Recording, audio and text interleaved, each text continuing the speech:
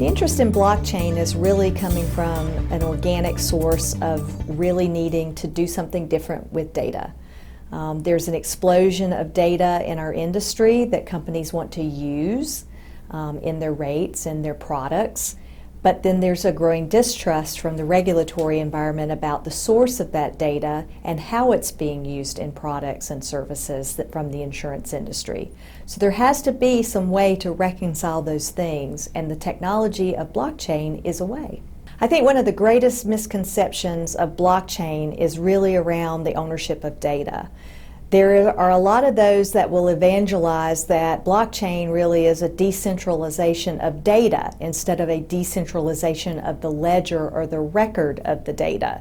So I think that's very important that people start to understand perhaps things that were true in the beginning of blockchain. Blockchain has evolved and has addressed some of these basic issues around ownership.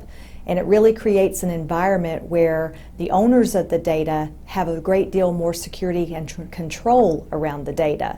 I think that's really unique to OpenIDL because we were able to take some of these concerns into the development of OpenIDL. We were able to solve those problems with new iterations of the blockchain.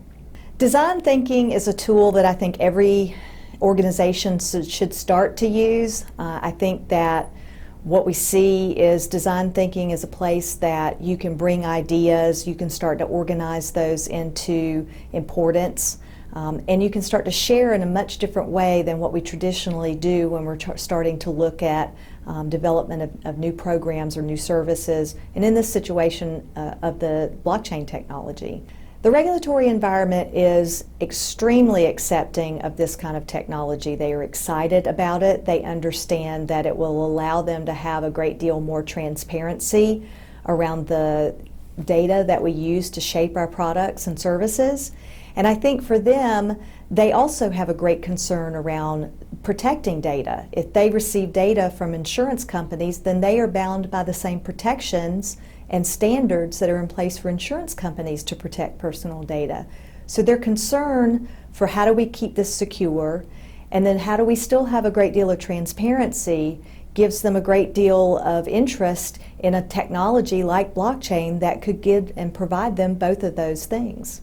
I'm a member of the Florida Blockchain Task Force, and we're starting to see states around the nation looking at how they maybe address blockchain, not just from regulating it or passing laws around it, but how do they engage it inside of state government.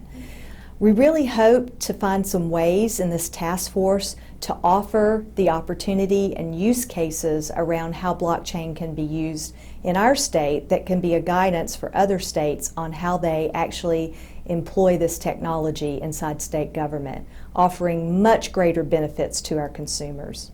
OpenIDL really is a future of insurance that creates opportunities for us to better serve our customers. The insurance industry and the regulatory environment and all those involved in this industry really, in this ecosystem, really want to have a good product that we deliver to our customer. And ultimately, OpenIDL and the ability of it to expand and leverage not just the property and casualty community, but the life and health community of insurance is really exciting.